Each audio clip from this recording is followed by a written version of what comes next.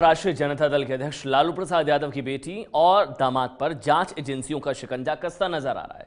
आज बेटी मीसा भारती और दामाद शैलेश की कंपनियों को मिलने वाले पैसे पर आयकर विभाग इन दोनों से बड़ी पूछताछ करेगा। आपको बता दें, एबीपी न्यूज के पास उन सवालों की सूची है जो इन दोनों से पूछे जाएंगे। राजधानी दिल्ली के इस फार्म हाउस को लेकर लालू यादव के परिवार की मुश्किल बढ़ गई है।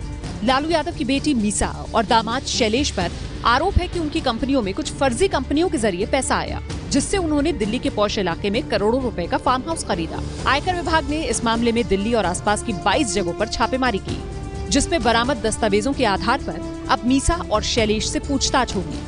आयकर विभाग मीसा और शैलेश दोनों से जानना चाहता है कि उनकी कंपनी में किन लोगों ने किसके कहने पर पैसे दिए, ये पैसे क्यों दिए गए, और यदि ये पैसे मीसा और शैलेश की कंपनी को काम के बदले दिए गए तो वो काम क्या था। ऐसे ही जटिल सवालों का एक जाल आयकर विभाग ने तैयार किया है।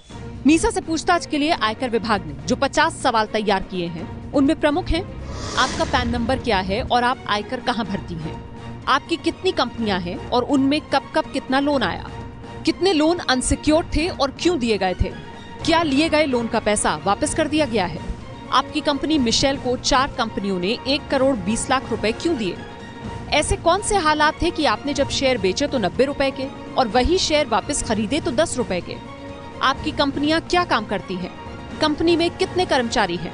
कोलकाता की कंपनी डायमंड विनिमय से आपका क्या रिश्ता है? उसने आपके शेयर क्यों खरीदे? और क्या आप राजेश अग्रवाल नाम के सीए को जानती हैं? अगर हाँ, तो कैसे? आयकर विभाग के सूत्रों के मुताबिक मीसा से 2 चरणों में पूछताछ की जाएगी। पूछताछ के पहले चरण में मीसा से सवाल पूछे जाएंगे और इस चरण में मीसा जिन सवालों के जवाब गलत देगी, पूछताछ के अगले चरण में उन्हीं सवालों की बाबत दस्तावेज दिखाकर मीसा से पूछताछ की जाएगी। ऐसे में आयकर विभाग की पूछताछ मीसा के लिए काफी भारी पड़ सकती है। आयकर विभाग के अलावा प्रवर्तन निदेशालय भी मीसा और शैलेश को 8,000 करोड़ रुपए के घोटाले में पूछताछ के लिए बुला सकता है। ये पूछताछ इस मामले में गिरफ्त में आए सीए राजेश अग्रवाल के बयानों के आधार पर हो सकती है। ईडी सूत्रों के मुताबिक राजेश अग्रवाल ने अपने बयानों में साफ तौर पर कहा कि जो पैसा उसने नकद दिया था, वही पैसा मीसा और शैलेश की कंपनी मिशेल में जमा कराया गया था। उसके द्वारा दिए गए पैसों से ही 3 चरणों में ड्राफ्ट बनवाकर सेल कंपनियों के जरिए मीसा की कंपनी में भेजे गए थे। 2 अलग अलग मामलों में मीसा और उनके पति शैलेश पर जांच एजेंसियों का कसता शिकंजा लालू यादव के लिए भी नई मुश्किल की वजह बन सकता है। दिल्ली से ओम प्रकाश तिवारी की रिपोर्ट। ये है एबीपी न्यूज, आपको रखे आगे।